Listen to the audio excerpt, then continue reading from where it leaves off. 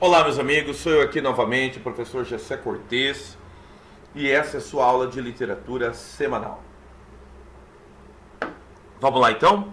Então, conforme nossa trajetória, né, cara, estamos chegando aqui no término da nossa apostila, né? Você dá nada, né, cara? Mas a gente andou bem, né, velho? Com todos esses. Como é que eu vou dizer? Com todos esses acontecimentos, tudo isso que estava alheio à nossa vontade quando a gente planejou o trabalho, né? Mas ali, mesmo com todos esses acontecimentos, todas essas restrições, a gente conseguiu cumprir, né, cara, essa proposta, que era o quê? Fazer uma grande revisão do ensino médio de todas as possibilidades de um vestibular, né? Chegando agora à terceira fase modernista. Então, nós fizemos na semana passada, eu fiz um vídeo a respeito da poesia, onde eu elaborei ali, né, falei mais sobre o contexto histórico, a parte social em torno do assunto. E aí nós fizemos aquela live, né, a respeito da prosa. Então, como eu disse para vocês, o assunto que eu vou abordar agora, ele necessariamente ele é um assunto meio controverso no sentido de localizá-lo dentro das escolas literárias, tá? Então, alguns autores chamam essa parte que eu vou fazer agora com vocês de pós-modernismo, tá? Mas alguns autores chamam isso ainda de modernismo de terceira fase, que é um modernismo muito especial, muito peculiar. E eu tenho a tendência, né, a evocando aí o professor Paulo Cândido, né? Desculpa, professor Antônio Cândido, né? Antônio Cândido, que aí separa, né, cara? Eu aprendi a fazer isso na faculdade, né? Separar a terceira fase, além de poesia e além do teatro, separar também, além da poesia, além da prosa, separar num terceiro tópico, que é o teatro. Devido à importância do teatro da terceira fase, dada a importância do teatro desse período, necessariamente aí, esse período histórico, né? Que ele começa em 45 e vai tendo aí uma série de desdobramentos, uma série de desencadeamentos, tá? Então vamos fazer essa parte aí, que a gente chama de teatro de terceira fase. Então a terceira fase apresenta uma terceira modalidade, vamos dizer assim, né? Além da poesia, além da prosa, apresenta também o teatro. Então vamos lá, me acompanha no raciocínio aqui. A terceira fase modernista, o teatro. Então, veja bem, aí eu tenho a parte, né, do contexto histórico, tá lá gravado no outro vídeo. Aí você assiste o primeiro vídeo, tá? O vídeo sobre a poesia. Tá aqui o slide aqui. Mas aí você assiste o vídeo sobre a poesia. O que é esse teatro de terceira geração? Bem, o teatro de terceira geração, ele é considerado um teatro tardio, tá? Tardio no sentido que ele vai mostrar elementos de ruptura típicos da primeira geração modernista, tá? Então, o teatro, a despeito que a primeira geração modernista, elas escreveram algumas peças de teatro. O próprio Mário de Andrade, o próprio Oswald de Andrade escreveram algumas peças de teatro. Só que a renovação do teatro, a ruptura do teatro, ele vai acontecer lá depois de 1945, com Nelson Rodrigues, entendeu? E aí, posterior Nelson Rodrigues, nós temos Dias Gomes, Ariano Suassuna, ainda faltou colocar aqui o Jorge Andrade, que eu coloquei na apostila, né? Se você acompanhar ali na apostila, quer acompanhar? Acompanhe na apostila. Apostila na página... Isso mesmo, na página 85, tá? Modernismo do Brasil, terceira fase, o teatro. Eu coloquei Nelson Rodrigues, Dias Gomes, Ariano Suassuna e Jorge Andrade, cara, tá? Eu vou falar especificamente de cada um deles, mas é muito importante dizer o seguinte: muito desse teatro, dessa parte inovadora desse teatro, acontece, claro, né, pós a Segunda Guerra Mundial, devido, cara, à vinda de muitos artistas. Cara, tem um filme nacional chamado Tempos de Paz. Os Tempos de Paz acontecem logo no final da Segunda Guerra e logo no final justamente da Era Vargas, né? E aí conta a história feita pelo ator, eu não vou lembrar o nome deles, tá? Um deles é o... Ai, cara, Como é que é? Tá, tudo bem. Um dos personagens, ele trabalha na alfândega. E ele trabalhou durante muito tempo como torturador, tá? Então ele foi torturador do regime ditatorial de Vargas. E daí o que acontece? Aí são tempos de paz. Acabou a era Vargas e também acabou a Segunda Guerra. E ele também sem instrução, ele não sabe o que fazer. Ele não sabe como proceder. Ele abre, né, ele trabalha na alfândega, ele abre o país, ou melhor, ele abre para todos os estrangeiros que estão chegando, ele persegue os comunistas, os nazistas, ele não sabe o que fazer, né? E aí chega um camarada lá, pelo autor, aquele Danny Stubble, né, o nome dele? Não sei pronunciar. Esse é o filme, Tempos de Paz. E aí o Stubble fala muito difícil, ele fala muito complicado o português, ele aprendeu um português muito complicado. E o antigo torturador, que tem um cargo agora na alfândega, desconfia dele. E leva ele pro porão e começa a ficar indagando com as intenções dele no país e tal. E aí, ele pergunta para ele, o que você vai fazer? Eu vim trabalhar na terra, eu sou agricultor. O cara falou, né? O Dan Stubble. E aí ele fala assim, não, cara, tal, como que você é agricultor sendo que a sua mão não tem um calo? Que história é essa? Aí ele perguntou, como é que você fala português? Aí ele foi explicar que ele trabalhou, ele morou no mosteiro, né? Ele ajudou no mosteiro, ele é ex-padre, uma coisa assim, eu não me lembro. E um padre lá era muito fã da poesia portuguesa, era muito fã de Carlos Drummond de Andrade. E ele aprendeu língua portuguesa para ler Carlos Drummond de Andrade no original, no português. Eu não quero mais um mundo caduco, né? Ele repete vários versos de Drummond e tal. E aí o funcionário da alfândega vai perdendo a paciência com ele. Fala, claro que você não veio aqui, você é agricultor. Fala pra mim. E aí o camarada, esse oficial da alfândega, desconfia dele porque tem uma mulher que vive no pé do cara. E ele supostamente não conhece a mulher, o nosso ator, o Don Stubble, o personagem, né? E ele é polonês, né? Provavelmente judeu polonês, tá? E aí o que acontece? Aperta daqui, aperta dali, aperta daqui, aperta dali. O que ele descobre? Que o rapaz, ele é ator. E a mulher que o acompanhava conhecia ele de algumas peças que ele fez, tal. Então o camarada era um artista e estava fugindo, né? Dessa Segunda Guerra, desse final de Segunda Guerra e dessa reconstrução da Europa, que deve ter sido um negócio muito difícil. E muitas pessoas fugiram, tendo em vista, né, a nossa Clarice Lispector, né, que era romena. Então a história gira em torno disso, do ator que vem fugir. E aí, na hora de aperta dali da alfândega, ele descobre que ele, na verdade, ele quer vir para o Brasil, ele quer trabalhar com arte, ele quer continuar sendo ator. Ele falou agricultura porque ele estava fugindo. E como o Brasil é grande e tal, ele pensou em vir trabalhar na agricultura. Mas ele era um estudante de arte, ele era um ator. E aí, eu assisti nesse filme e lembrei de muitos personagens. Então vamos começar. De quem que eu lembrei? Eu lembrei de Nelson Rodrigues. Nelson Rodrigues é brasileiro? É brasileiro. Nelson Rodrigues é brasileiro. Nelson Rodrigues, ele é carioca, né, cara? E ele é filho de uma família de muitos filhos, né? Ele tinha muitos irmãos. E o papai dele tinha um jornal, tá?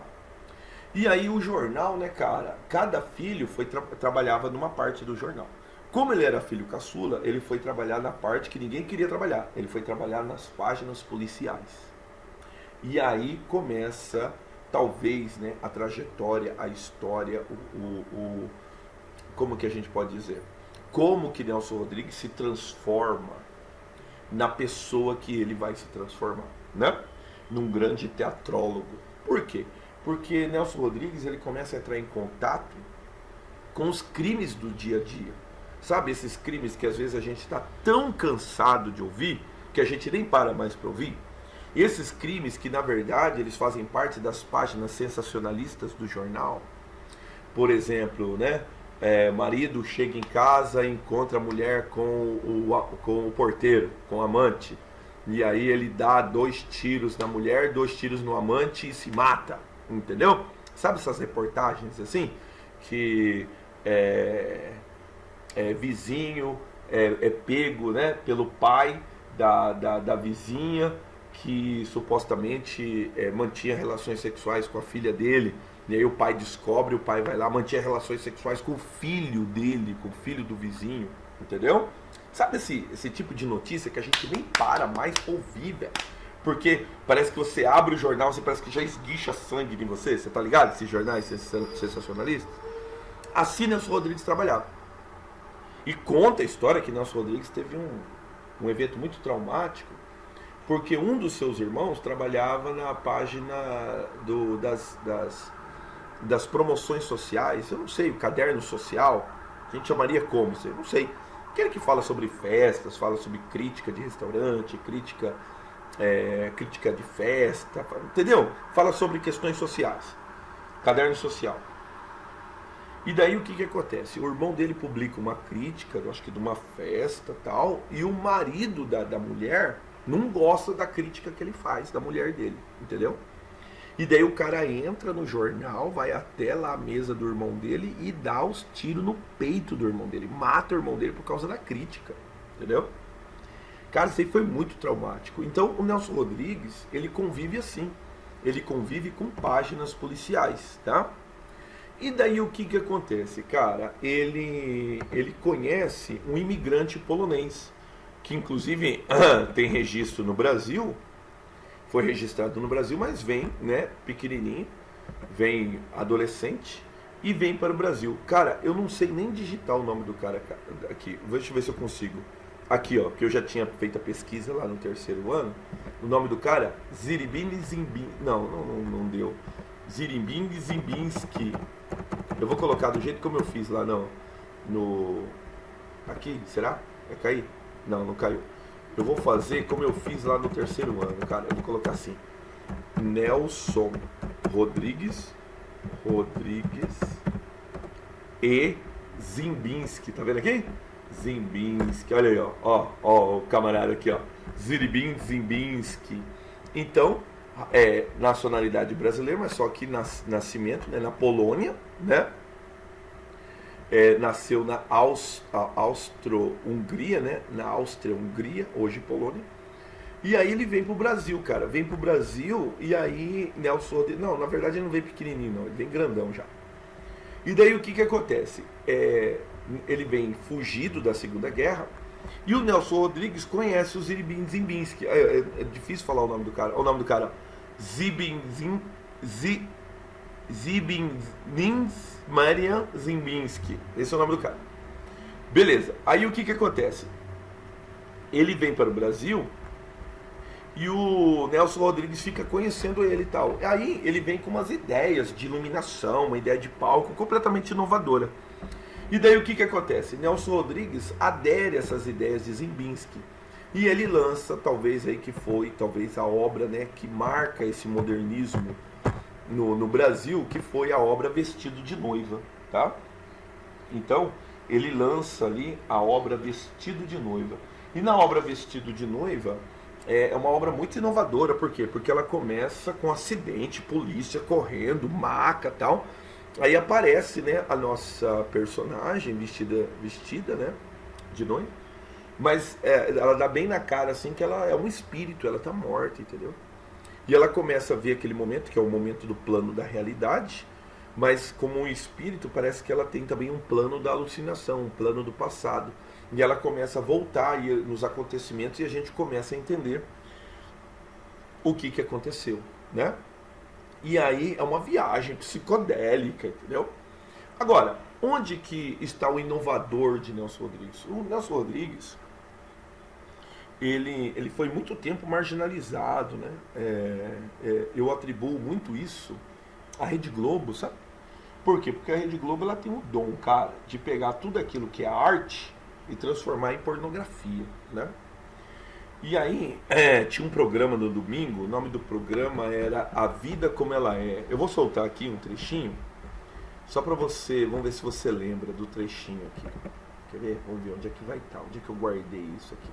Acho que eu guardei aqui, quer ver? Vou soltar um trechinho aqui. Literatura de terceira fase, tá? Terceira fase, a poesia e o teatro. Não, deixa eu... Opa. Tá, peraí. Cancela. Opa, cancela. Deixa eu levá-los aqui pro arquivo aqui. Beijo no Asfalto, que é uma obra dele, né? Dá uma olhada nesse aqui, ó, abertura, tá? Ó, escuta aí pra mim, ó, escuta aí. E aí começava, né? A Vida Como Ela É, de Nelson Rodrigues. Cara, a mamãe tava na cozinha e eu tava na sala. Aí na hora que no Fantástico comecia pam, pam, pam, pam, pam, aí o cara falava assim, de Nelson Rodrigues, A Vida Como Ela É. Irmão, a mamãe já gritava lá da cozinha. José, o que você tá assistindo aí? Tá assistindo porcaria na TV. Então eu cresci ouvindo que Nelson Rodrigues era porcaria, entendeu? Por que eu cresci ouvindo que Nelson Rodrigues era porcaria?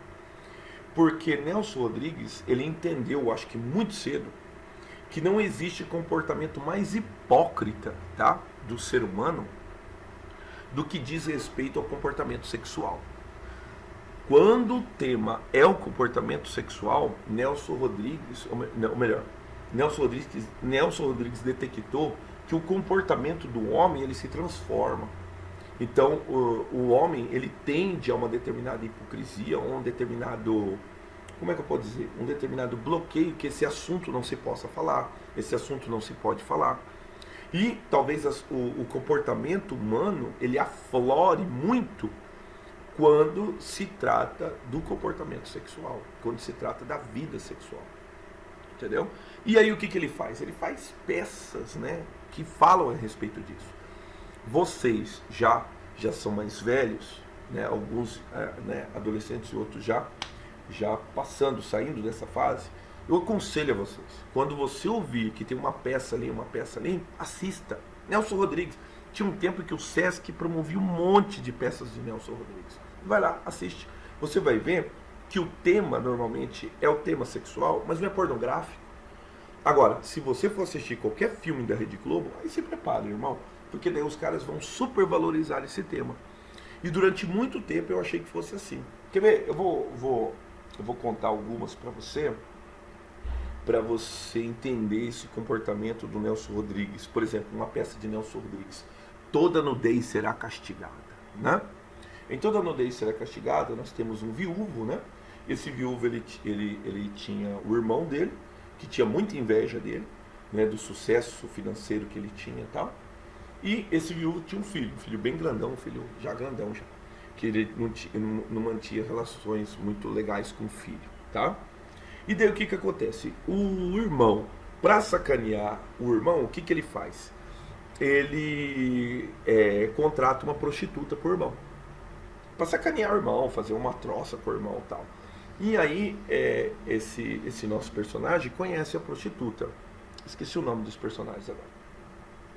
E aí ele mantém a relação com a prostituta no dia. Só que a prostituta gostou dele. E o nosso personagem também gostou da prostituta, entendeu? E daí, querendo ou não, eles vão evoluindo na relação. E aí tentam oficializar. Só que ela é uma mulher da vida, ela é uma prostituta, entende? E daí, tal, eles começam a ser frequentes nas relações sexuais. E daí ele resolve tirar ela dessa vida. Não, vou tirar você dessa vida, tal. E vai casar com ela. E ele é um camarada financeiramente, tal. O irmão acha que lá é um absurdo, né? Como é que agora uma prostituta, ele sabe que é uma prostituta, porque foi ele que bancou a primeira, foi ele que pagou a prostituta a primeira vez, para ficar com o irmão. E o irmão se relaciona com a prostituta. Só que daí o que acontece? Depois de muito tempo, vem o filho, aparece o filho mais novo. O que acontece? O filho mais novo sofre um acidente e tal, não sei o quê, e quem que cuida dele? A madrasta, a prostituta. Só que daí ela, como é que eu posso dizer? Os dois mantêm relação, entendeu? Os dois, o menino sabe que ela é uma prostituta e ela cede às provocações do menino. O menino, no primeiro momento, parece que quer sacanear o pai, mas mantém relações com a prostituta. Beleza. Aí o que acontece? Aí o menino sempre dá problema e tal, e teve uma ocasião que o menino foi preso. E o menino foi preso, e aí lá na cadeia, o menino ele é violentado por um boliviano, um traficante. O menino é violentado. E o menino é estuprado, entendeu? E daí o que acontece? O pai chega lá com um revólver que quer matar o boliviano, tal. O delegado fala, não, tal, não vai estragar a sua vida, tal. São coisas que é melhor a gente passar uma borracha, tal, não sei o quê. E aí o pai, né, convence, ou melhor, o delegado convence o pai que não era para tomar nenhuma atitude, né, em relação ao boliviano. E aí deixa passar. O menino começa a ficar estranho, meio traumático, nunca teve uma relação legal com o pai. E daí o que acontece? A prostituta se vê dividida entre o pai e entre o filho. Até que numa hora ela decide, né? O menino diz que vai embora, vai viajar, vai embora, tal. E sem a convidar, sem nada, ela decide acompanhar. E daí o que ela fala? Ela fala, deixa uma carta pro marido, pro pai do menino, que o menino tem de ir embora, mas ela tá apaixonada pelo menino, ela vai com o menino e abandona o pai. Só que daí na hora que ela chega no aeroporto, a verdade é revelada, né? O menino tá indo embora com o boliviano. Então, supostamente, o menino conheceu, né? Como é que eu posso dizer? Uma outra vida sexual, um outro comportamento sexual e gostou daquele comportamento, entende? E aí ele não quer mais a menina. Quando ela chega já, né, terminado o relacionamento com o pai, que ela chega no aeroporto para fugir com o menino, sem o menino a ter convidado. Ela percebe com quem que o menino está viajando. O menino está viajando com o boliviano, entendeu? E aí é um escândalo, a peça é um escândalo, aí vem a revelação, né? Que o menino, na verdade, se transformou em homossexual e a prostituta acabou ficando sem ninguém. Por quê? E aí termina a peça com a prostituta se suicidando. Por quê? Porque toda nudez será castigada, não é? E assim por diante. São essas as peças. As peças que tinham ali na vinheta que eu te mostrei, pô, eram muitas peças, cara, de Nelson Rodrigues, que giram em torno desse cunho, entende? Giram em torno dessa proposta. A proposta de tentar desnudar determinados comportamentos do ser humano que giram em torno do comportamento sexual. Tinha uma outra peça sensacional, vou esquecer o nome dela, vou causar essa injustiça. A menina casou muito nova, uma menina linda, linda, linda, casou muito nova. Ela casou muito nova e aí ela decide que ela quer experimentar outros homens, entendeu? Só que daí o que acontece? O marido, um camarada, né, madurão e tal, ele não reage como os maridos comuns, né? Não é que não reage com os maridos comuns, como é que eu vou colocar? Ele não tem a ciumeira, entende? A menina é mais nova, a menina é bonita, mas ele não tem a ciumeira. Ele deixa transparecer uma certa indiferença, sabe? Ele deixa transparecer o seguinte, bom, você quer eu tô vendo que você tem o fato, você quer conhecer outros homens? Fica à vontade. Se você acha que vai encontrar alguma coisa melhor do que eu, ele não fala, ele não verbaliza. Mas ele deixa rolar, entendeu? Deixa ela sair. E aí, ela se engraça com um professor. Eu não me lembro se era um professor de idiomas dela, se era um professor porque existia antigamente, né? A pessoa frequentava escolas de redação, porque as pessoas da classe alta queriam escrever também, entendeu? E ela se envolve com esse professor, um camarada meio bocozão, mas assim, ele deixa transparecer, né, um comportamento sedutor, justamente por ele ser meio bocozão, né? Professor, mas meio bocó. E daí o que acontece? Ela fica encantada pelo professor. E daí o que ela quer? Ela quer experimentar, né, outros homens. E daí ela sai uma vez com o professor, sai duas vezes, no sentido que eles só se agarram, só se beijam e tal. E aí o que acontece? Aí eles marcam o dia da traição propriamente dita, entendeu? Marcam o dia que ela vai à casa do professor e tal. E aí o marido, ele não se mexe em relação a isso. Ele não a sufoca. Não, muito pelo contrário, ele deixa liberado. E daí o que acontece? Ela vai até a casa do professor, mantém relações sexuais com o professor. Quando termina a relação sexual, interessante da peça, ela olha pra ele assim, ela começa a se vestir e pergunta, o que aconteceu? Não, eu tô curioso, vou perguntar pra você. É só isso? Ele falou assim, como assim? Ele falou, não, tô te perguntando. É só isso, só? Acabou? Ele falou assim, acho que sim. Ela falou assim, então eu tô indo embora. Não, mas a gente marca outro dia, você volta? Eu falei, não. Eu nunca mais volto aqui. Meu marido é muito melhor do que você. E aí o que acontece? Ela volta para casa. Chega lá, quem está esperando? O marido. Aí o marido abraça, né? O marido, né? pergunta para ela, e aí, descobriu o que você estava procurando? Ela falou assim, sim, descobri. Né?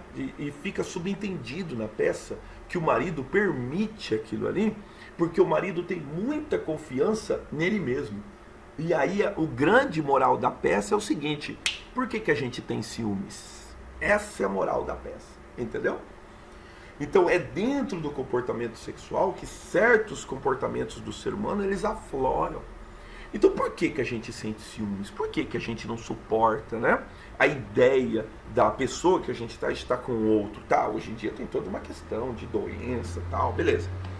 Mas Nelson Rodrigues questiona o seguinte ponto: a gente tem ciúmes porque a gente tem medo que a outra pessoa descubra que existe uma pessoa melhor do que a gente e a gente seja trocado, entendeu? Essa é a moral da peça. O camarada, marido da mulher, ele era tão seguro dele que ele deixou ela procurar. Não, vai procurar. Você acha que pode encontrar coisa melhor? Eu sei o que eu sou. Você acha que pode procurar coisa melhor? Pode ir. E aí todo esse comportamento, né, em torno da relação sexual, que ele deixa a mulher experimentar, ela sacia a curiosidade dela, mas volta para o marido. Por quê? Porque ele tem certeza que ele realmente é melhor do que muitos homens. Interessante, né? Então a ideia da peça é: por que a gente sente ciúmes? Entende? E assim por diante. Então, e recentemente, né, tema da UFGD, uma peça de Nelson Rodrigues, se não me engano, acho que a FUVEST também tem um tema, uma peça de Nelson Rodrigues. Recentemente, né, cara, a UFGD evocou, tá aqui, ó, na apostila tem a UFGD, Anjo Negro, UFGD, Anjo Negro, tá? E aí a UFGD, ou melhor, a UFGD tinha evocado uma outra peça, e é muito comum nos exames vestibulares, né? A evocação de determinadas peças de Nelson Rodrigues. Tem também na UFG, na Universidade Estadual de Ponta Grossa, evocou o Vestido de Noiva, que é a peça, ainda tem um resumo aqui na página 89 para você, tá? É que na verdade eu pensei que daria mais tempo a gente conversar a respeito, não vai ter tempo, tá? Mas aí tem aqui um resumo legal para você fazer. E eu quero falar aí mais da peça Beijo no Asfalto, né? Em Beijo no Asfalto, o que aconteceu? Nelson Rodrigues começa o relato que se parece muito com uma crítica, né, ao jornal sensacionalista. Começa a peça com um jornalista que foi procurar um delegado e falou assim para ele: olha, eu tenho uma investigação para você que vai me render muita venda de jornal. Eu falei: da última vez que você fez essa proposta aí, eu fui processado, tal. Não, mas você que se excedeu, não tinha nada. Aí fala de um acontecimento passado, tal. E mas o que é? Não, o que é que tem um camarada que beijou um cara na rua. Beijou um cara na rua. Como assim? Então, essa que é a questão. Você tem que investigar. Por que o camarada beijou? Eles eram namorados, eles mantinham relação, tal. E aí ele conta a história de um acidente que houve na rua e um outro homem segura o camarada que estava agonizando e dá um beijo no cara. Um beijo na boca. Beleza. Só que ainda não nos foi revelado que foi um beijo na boca. E daí o que acontece? No decorrer da peça, o sogro estava na rua. E o sogro viu o genro, né, socorrendo o cara e beijando o cara. O sogro ficou incomodadíssimo. Aí o que o sogro fez? Foi procurar a filha imediatamente. Então o marido ainda não tinha chegado em casa, ele se antecipou e chegou lá antes. O nome da filha? Selminha. A Selminha, ela é casada com o camarada chamado Arandir. E o Arandir, eles são necessariamente, parece ser um casal jovem, parece que eles não devem ter 1 ano de casado, uma coisa assim. E junto com eles mora a irmã da Selminha, que é a Dália. A Dália é uma pós-adolescente, tá? Uma menina bem novinha, tá? E aí o pai vai visitar a filha.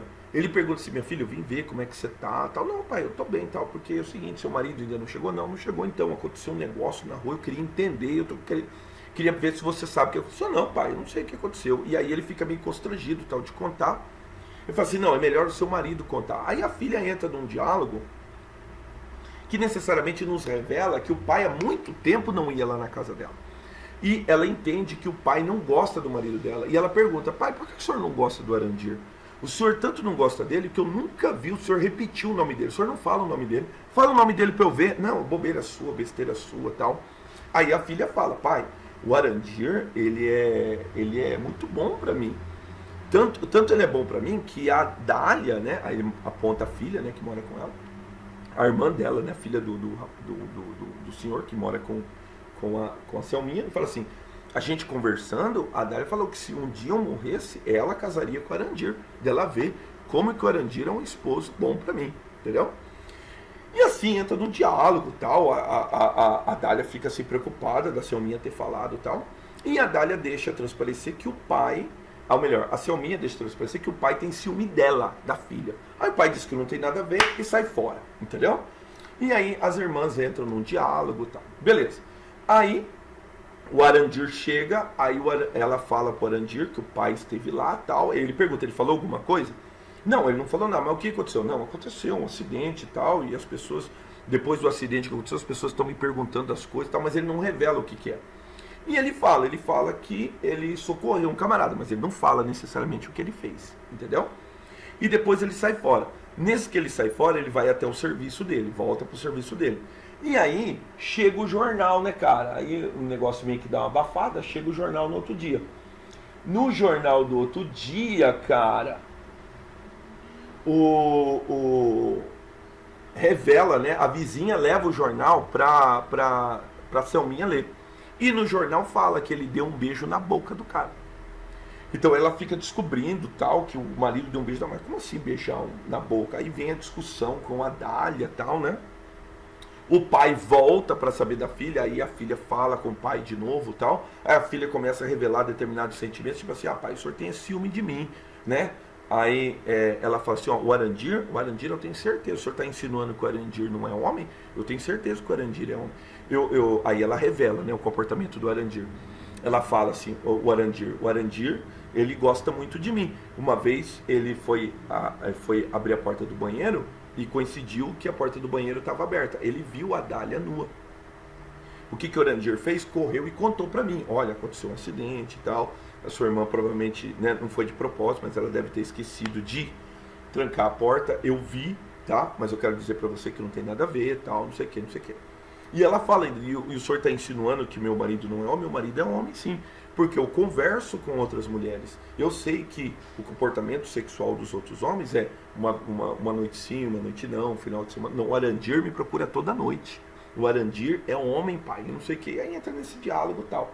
Aí o pai vai embora. Aí corta pro Arandir. O Arandir é levado à delegacia para dar depoimento, né, do que aconteceu, né? Inclusive, cara, tem até pra, caso você queira, entendeu? Tem até um HQ, cara, tá? Então, os camaradas fizeram um gibizinho, tá aqui o gibizinho, ó, do Beijo no Asfalto, cara.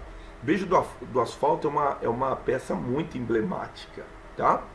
Então eu tenho aqui o Beijo do Asfalto. Então, aqui o Arandir, né? Aí ele é levado à delegacia. Na delegacia os caras perguntam: mas peraí, pô, você beijou o cara na boca? Como assim, cara, né? Aí os camaradas conversando e tal. E aí a peça gira em torno disso, entendeu? Aí aqui tem a cena dele beijando o cara na boca, ó. O cara tava agonizando e tal, e ele beijou o cara, né? O Arandir beijou o cara.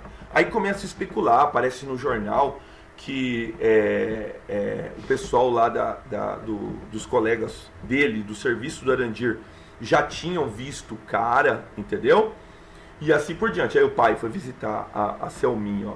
E ali ele conversa a respeito, tal, vem a Dália, abraça, tal, né? E eles conversam, ela fala que o Arandir é homem, não sei o que, não sei o que. E daí o que acontece? Cara, a peça evolui no sentido que o pessoal quer descobrir se de repente, né, a polícia insinua se o Arandir matou o cara por ciúme, se foi um crime passional, um crime de amor, entendeu?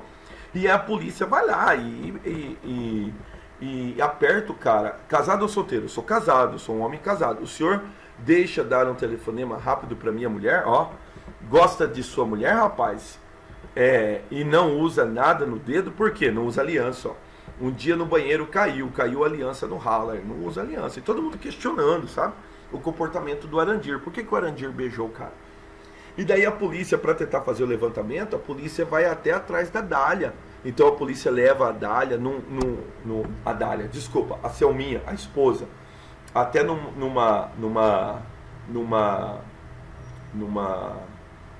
interrogatório bem. Aí a vizinha mostrando, ó, que beijou na boca, ó, a Selminha ficando, a Selma ficando doida, né? Doida. Como assim meu marido beijou outro homem na boca e tal? No serviço, os caras tirando sarro nele, ó. Que jornal fala que ele já tinha ido na casa do cara e tal. Aí, ó, eles até encontraram uma funcionária da empresa que diz assim, não, eu conheço o cara, o que eu disse foi, ó, ela conhece o cara. Realmente, pela fotografia, parece o moço que esteve aqui na semana passada, o moço procurando o seu Arandir. Você vê, até por mim, cara, eu nunca vi o cara na vida. Mas só que daí os caras começam a fazer lação, que os dois tinham um relacionamento antigo e tal. E aí a Dália, ou melhor, a Selminha, a esposa, é chamada para dar depoimento na polícia. E eles levam ela para uma casa que não é uma delegacia. Chega lá nessa casa, né, cara, ela é interrogada e é uma casa suspeita, sabe? Uma casa que não é uma delegacia. E lá eles apresentam a suposta mulher do cara, né, que havia morrido. E aí a mulher conta pra Selminha que o Arandir frequentava a casa. Mentira, não frequentava a casa, nada, entendeu? E que os dois já tinham tomado banho juntos e tal, né? E daí no decorrer da entrevista eles fazem a Selminha ficar nua. Não, então tira a roupa que a gente vai, né, fazer uma revista em você e tal. Então um negócio bem suspeito, sabe? Beleza, aí apresenta a tal da mulher, ó, a mulher diz que a mulher, não, os dois tomaram banho juntos, é mentira e tal, né? Nem uma delegacia, porque tem foto de mulher nua na parede, entendeu? E daí eles obrigam, né, então de uma certa forma, né, eles humilham a Selminha, né, fazem a Selminha ficar nua. A situação com o pai da Selminha ficou tão complicada que a Dália, a filhinha, foi lá procurar o pai. E ela fala pro pai, pai, eu descobri o seu segredo. Aí o pai fica assim, como é que é? Descobriu? Sim, descobriu o seu segredo. Aí ele fica meio desconfiado. Como assim descobriu o meu segredo? O senhor gosta da Selminha, o senhor queria a Selminha pro senhor. Aí ele dá risada, entendeu? Ele fala assim, como, né? Então como é que é? Realmente, quando uma filha se casa, o pai é um pouco traído, não deixa de ser traído. O sujeito cria a filha para que um miserável venha, em em certo sentido, Selminha cometeu um adultério contra mim. Boa! Ele ri. Por que ele ri? Você vê, ela fala assim, ó, o senhor gosta como é amor de homem por mulher, ela falando pro pai, né? E o pai ri, né? Pois bem, o Arandir se esconde, e daí o que acontece? O Arandir se esconde e aí o Arandir manda recado pra Selminha se encontrar com ele. Só que a Selminha já passou aquela humilhação na delegacia, ela não quer se encontrar, ela não quer mais saber do Arandir. Porque ela acredita na história da polícia, entendeu? Que o Arandir tinha realmente um amante, um homem amante. E daí o que acontece? Quem vai no lugar da Selminha é a Dália. Aí a Dália chega lá, ele chega no quarto e tal, ele fala que a Selminha não vai vir, que ela gosta dele e que a Selminha tem algum problema quanto a isso. A Dália fala para ele, não tenho nenhum problema de você ter beijado um homem. Se você gosta de homens, não tem importância, eu não me importo com isso. Eu só quero ficar com você. Aí ele fica meio revoltado, tal, entra no banheiro. Quando ele volta do banheiro, ela tá nua. A Dália se despiu. Coincidiu que chega na hora, né, o pai fica sabendo do encontro e vai lá encontrar Arandir. O pai abre a porta. No que o pai abre a porta, ele vê a filha caçula dele nua. O pai sai bravo, tal, não sei o que, o Arandir sai correndo, porque o Arandir fica naquela, né? Falei, putz, vai contar pro pai, né? Pra outra filha. Agora lascou tudo meu casamento. Aí ele vai atrás. No que ele vai atrás, ele meio que desabafa com o pai, né? O pai ele corre atrás do pai da Selminha. E ele fala assim, o senhor veio aqui e tal, mas o senhor gosta da sua filha, o senhor não me suporta, porque o senhor gosta da sua filha e gosta como se ela fosse mulher, como se fosse carne. E aí há uma revelação, entendeu? Há uma revelação, e eu não vou contar a revelação do final, tá? Não vou contar. Eu vou mandar para vocês um link sobre esse último trecho, tá? Sobre esse último trecho, eu vou mandar um link para vocês. Como é que eu vou fazer, cara? Acho que eu vou mandar. Vou mandar em MP4 mesmo, que ele é curtinho. E vou mandar um link para vocês sobre o final da peça O Beijo no Asfalto. Tá bom? Só para vocês terem a experiência do final da peça. Então eles estão ali numa discussão, tá? Então o Arandir acha que o pai da Selminha, ele vai contar para a Selminha, ele acha que o pai da Selminha gosta da Selminha como mulher, que ele tem ciúme do Arandir, do casamento do Arandir. E daí o pai fala o porquê dele ser revoltado e porquê que ele não gosta do Arandir. Aí o pai revela tudo, mas não vou contar. Eu vou mandar o finalzinho do que vira o filme, né? Então eu vou mandar o finalzinho para que você tenha a experiência do final da peça, tá? Pois bem, então aqui, ó, caminhando para o final, nós temos também outro nome muito importante, Dias Gomes, cara. Dias Gomes com sua temática religiosa, né? Tem uma peça sensacional chamada Santo Inquérito, onde ele conta a história, né, de um padre que se apaixona. A história se dá no Brasil colônia, no Brasil durante provavelmente o período barroco, o período do Brasil seiscentista, o período do Brasil em que houve perseguição dos judeus aqui no Brasil. E aí ele conta a história de um padre que se apaixona por uma menina, né? O nome da menina é Branca Luiz, uma coisa assim. Então ele se apaixona pela menina. E aí ele começa a descobrir que a menina é noiva tal, e ele descobre que a menina tem um pai que tem comportamentos judaicos, comportamentos judaizantes. O que o padre faz? O pai tenta tirar o noivo da jogada. E aí o padre denuncia o pai, a Branca Dias, se não me engano. Branca Dias. E o noivo como judeus. E aí o Santo Inquérito, ou melhor, a igreja, né? A Inquisição vai lá e prende os três. E aí começa o julgamento dos três. O pai admite o crime, aí o pai recebe uma pena branda. O noivo não admite o crime, então ele vai ser queimado, né? Ele vai ser purificado. E a Branca Dias, ela por convencimento do padre, o padre a convence ela a admitir o crime, que daí ela vai ser liberada. E o noivo supostamente vai ser morto. Quando ela descobre que o noivo vai ser morto, ela fala, não, negativo. Aí ela admite supostamente o crime. Aí vai contra o plano do padre. O padre, na verdade, queria ela solteira para que o padre tivesse relações com ela, né? Essa é a peça chamada O Santo Inquérito. E aí, claro, uma peça que você deve ter conhecido é O Pagador de Promessas, também em sua temática religiosa, tá? Então, em Dias Gomes, O Pagador de Promessas, o que eu tenho? Eu tenho, acho que era João do Burro, uma coisa assim.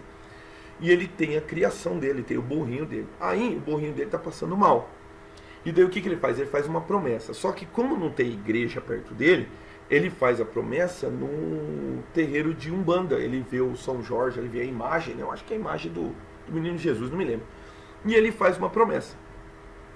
Que se o burro dele salvasse, ele iria carregar uma cruz até Salvador, ia subir a escada, né, os degraus da escada do bom Jesus, iria depositar a cruz no altar. Beleza. E daí o que acontece? O burro se recupera. E ele vai pagar a promessa dele. E ele vem andando, né, pelo interior com a cruz nas costas, e aí causa curiosidade, vem a imprensa e tal, e o pessoal entrevista ele.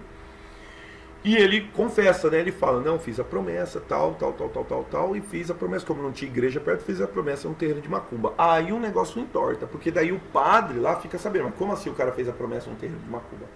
Aí o padre fecha as portas da igreja para não deixar ele entrar. E daí o pessoal do candomblé, tal, o pessoal apoia ele, entendeu? E aí vira como se fosse uma disputa, né, da igreja, ou melhor, a igreja que é detentora, né, da maioria, a igreja que é detentora, por exemplo, da maioria dos burgueses, e o candomblé, que daí é, na verdade, uma religião dos mais humildes, dos mais pobres e tal. E aí tem todo esse choque, o padre não deixa ele entrar na igreja, ele fica vários dias lá, até que ele decide entrar na igreja meio que à força. Aí há um confronto da polícia com os capoeiristas, tal, aí briga tal, até que o Zé do Burro leva um tiro no peito. Aí o pessoal coloca ele em cima da cruz e aí carrega ele para dentro da igreja, deposita a cruz no altar, né? Então, é um suposto Cristo moderno, né?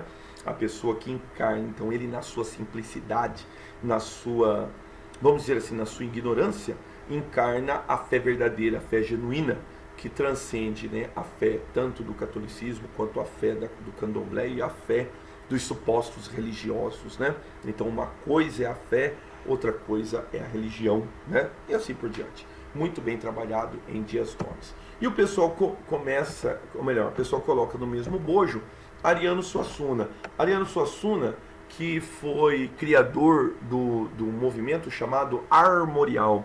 O que era o movimento armorial? O movimento armorial, ele tinha por ideia, né, exaltar a cultura, né, eu tenho aqui um breve resumo aqui, a cultura do sertão no seu aspecto cultural, no seu aspecto lúdico. E está aí, claro, uma peça que ilustra muito bem esse movimento armorial, é o Alto da Compadecida, né?